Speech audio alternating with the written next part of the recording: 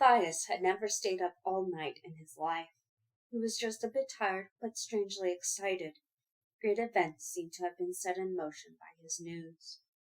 Immediately upon being informed of the haycart incident, the abbot had insisted upon calling a special council meeting of all Redwall creatures.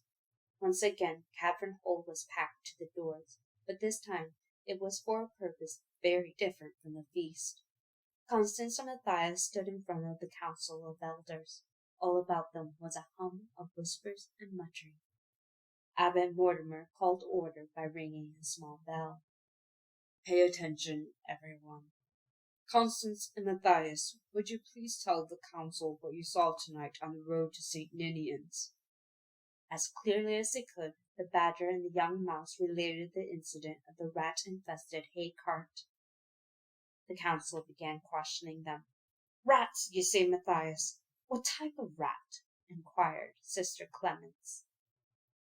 "Big ones," Matthias replied, "though I'm afraid I couldn't say what kind they were or where they had come from." "What about you, Constance?" "Well, I remember that my old granddad once knew a sea rat," she answered. "Going by his description, I would say that's what they looked like to me." "And how many would you say there were of these rats?" Father Abbot asked. "Couldn't say for sure, Father Abbot. There must have been hundreds." "Matthias?" "Oh, yes, Father. I'd agreed with Constance. At least 400. "Did you notice anything else about them, Constance?" "Indeed I did, Father Abbot. My badger senses told me right off that these were very bad and evil rats." The badger's statement caused uproar and shouts of "Nonsense! Pure speculation!" and "That's right! Give a rat a bad name!" Without even thinking, Matthias raised a paw and shouted aloud, "Constance is right! I could feel it myself. There was one huge rat with a ferret skull on a pole. I got a good look at him. It was like seeing some horrible monster." In the silence that followed, the abbot rose and confronted Matthias. Stooping slightly, he stared into the young mouse's bright eyes. "Think carefully, my son. Was there anything special you noticed about this rat?" Matthias thought for a moment. Everyone was watching him. "He was bigger than the others, Father." "What else? Think, Matthias." "I remember he only had one eye." "Right or left?" "Left, I think. Yes, it was left, Father." "Now, can you recall anything about his tail?" "I certainly can," Matthias squeaked. "It must have been the longest tail of any rat alive. He held it in his claw as if it were a whip." The abbot paced up and down before turning to the assembly. "Twice in my lifetime I have heard travelers speak of this rat.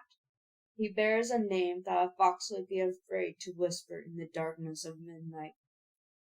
Clooney the Scourge." A deathly hush fell upon the creatures in Cavern Hole. Clooney the Scourge? Surely not. He was only some kind of folk legend, a warning used by mothers when youngsters were fractious or disobedient.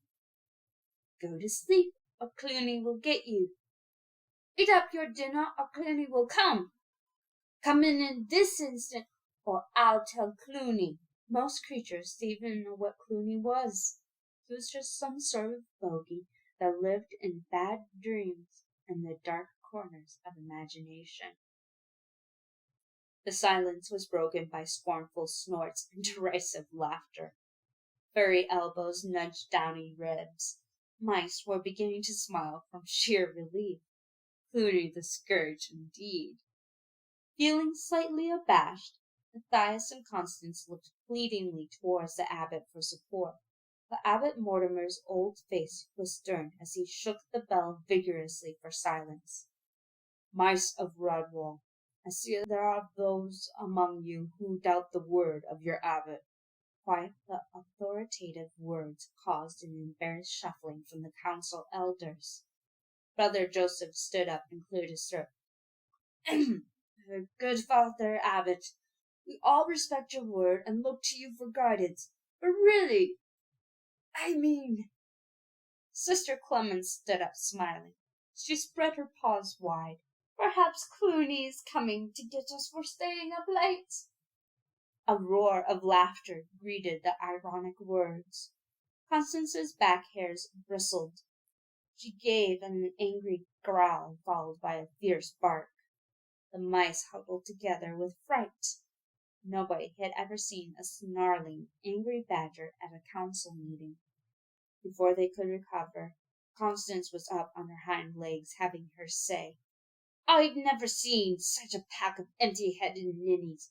You should all be ashamed of yourselves, giggling like silly little otter cubs that have caught a beetle. I never thought I'd live to see the elders of Redwall acting in this way. Constance hunched her heavy shoulders and glared about with a ferocity that set them trembling. Now, you listen to me.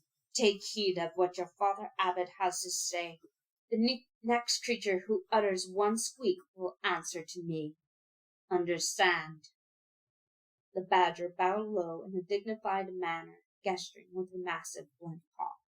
The floor is yours, Father Abbot. Thank you, Constance, my good and faithful friend, the abbot murmured. He looked about him, shaking his head gravely.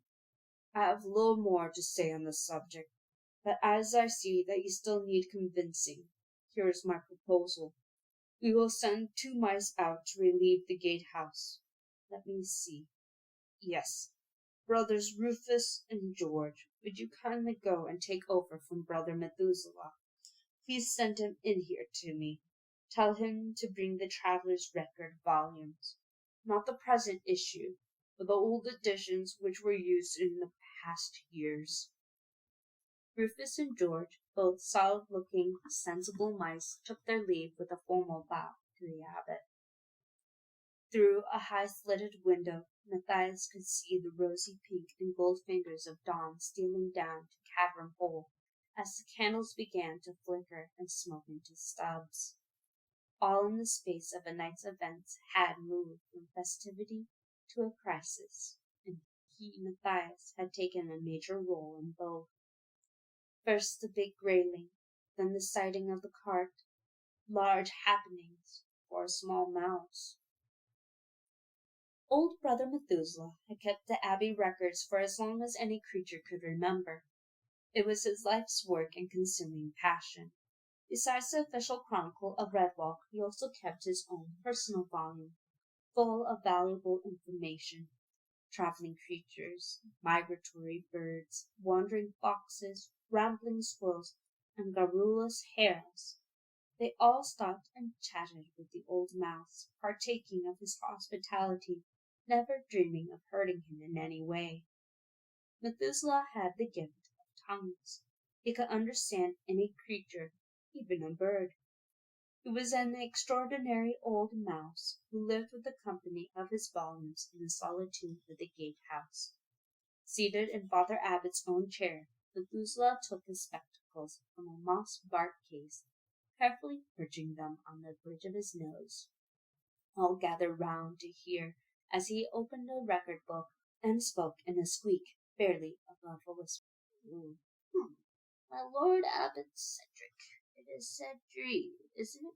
Oh, botheration. It'll be the new Abbot, Mortimer. The one who came after Cedric. Oh, dear me. I see so many of them come and go, you know. Lord Abbot Mortimer and members of Redwall refer to a book of winter 6 years back. Here the ancient mouse took a while to leaf through the pages. Yes, here it is. Late in November, year of the small sweet chestnut, from a frozen sparrowhawk come down from the far north. Peculiar chap, spoke with a strange accent, repaired his right wing pin feather. news of a mine disaster caused by a large, savage sea rat with an extraordinary tail. Seems that this rat, Clooney they called him, wanted to settle his army in the mine. Badgers and other creatures who owned the mine drove them out. Clooney returned by night and with his band of rats gnawed away and undermined much of the wooden shoring. This caused the mine to collapse the next day, killing the owners. Brother Methuselah closed the volume and looked over his glasses at the assembly. I have no need to read further. I can recite other misdeeds from memory. As the hordes of Clooney the Scourge have moved southward over the past 6 years, I have gathered the intelligence of other incidents. A farmhouse set alight later that same year. Piglets, an entire litter of them, eaten alive by rats. Sickness and disease spread through livestock herds by Clooney's army. There was even a report brought to me 2 years ago by a town dog. An army of rats stampeded a herd of cows through a village, causing chaos and much destruction. Methuselah halted and blinked over his spectacles. And you dare doubt the word of our abbot that Clooney the Scourge exists? What idiotic mice you are, to be sure. Methuselah's words caused widespread consternation. There was much agitated nibbling of paws. Nobody could doubt he spoke the truth. He was already old and wise, when the most elderly among them was a blind, hairless mite, pulling and whimpering for a feet from its mother. Oh, my whiskers, what a mess! Hadn't we better pack up and move? Maybe Clooney will spare us. Oh dear, what shall we do? Matthias sprang to the middle of the floor, brandishing his staff in a way that surprised even him. Do, he cried. I'll tell you what we'll do. We'll be ready. The abbot could not help shaking his head in admiration. It seemed that young Matthias had hidden depths. Why, thank you, Matthias, he said. I could not have put it better myself. That's exactly what we'll do. We'll be ready.